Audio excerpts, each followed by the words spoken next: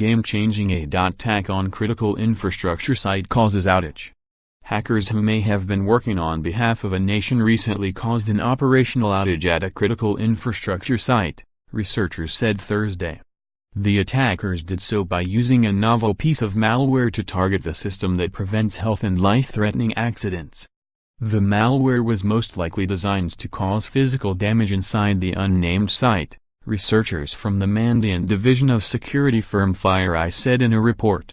It worked by targeting a safety-instrumented system, which the targeted facility and many other critical infrastructure sites used to prevent unsafe conditions from arising. The malware has been alternately named Triton and Trisis, because it targeted the Triconex product line made by Schneider Electric. Mandiant recently responded to an incident at a critical infrastructure organization where an attacker deployed malware designed to manipulate industrial safety systems, Mandiant researchers wrote. The targeted systems provided emergency shutdown capability for industrial processes.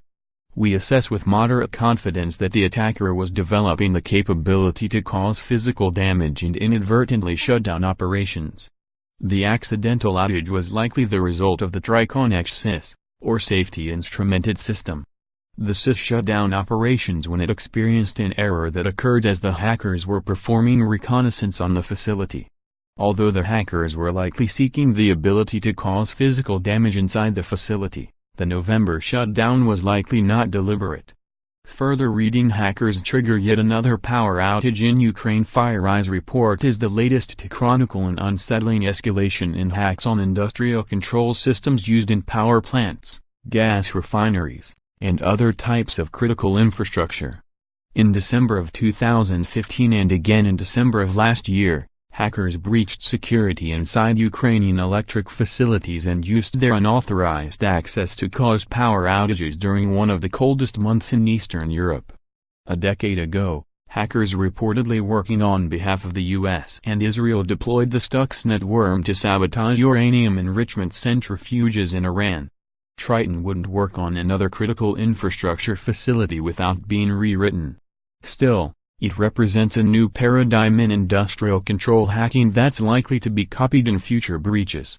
Although the attack is not highly scalable, the tradecraft displayed is now available as a blueprint to other adversaries looking to target SIS and represents an escalation in the type of attacks seen to date, as it is specifically designed to target the safety function of the process, researchers with Dragos, who also analyzed the malware, wrote. Elsewhere, the researchers continued. While Trisis appears to be focused, ICS owners and operators should view this event as an expansion of ICS asset targeting to previously untargeted SIS equipment. FireEye provided more detail on the infection, writing, "The attacker gained remote access to an SIS engineering workstation and deployed the Triton attack framework to reprogram the SIS controllers. During the incident, some SIS controllers entered a failed safe state, which automatically shut down the industrial process and prompted the asset owner to initiate an investigation.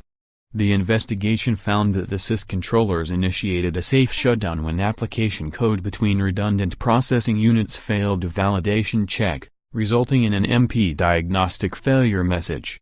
We assess with moderate confidence that the attacker inadvertently shut down operations while developing the ability to cause physical damage for the following reasons." The report continued. Once on the SIS network, the attacker used their pre-built Triton attack framework to interact with the SIS controllers using the tri-station protocol.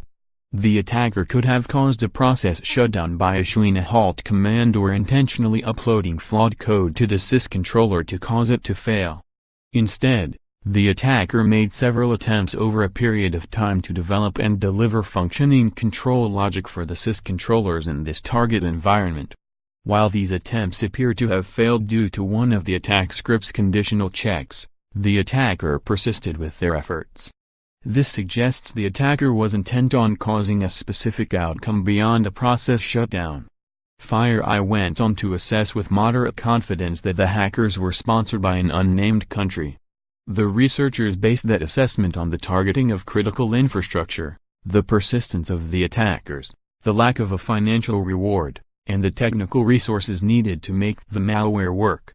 Researchers at antivirus provider Symantec also provided